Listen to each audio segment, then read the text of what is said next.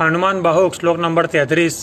तेरे बल बानर जीताए रण रावण सो, तेरे गाल जातुधन भय घर घर के, तेरे बाल रामराज किए सब सुरकाज, सकल समाज साज साजे रघुबर के, तेरे गुणगान सुनी किरबान पुलकत, सजल मिलोचन बिरंची हरिहर के, तुलसी के माथे पर हाथ फेरो किसनाथ, बुझिए न दास दुखी तो से कनिगर के।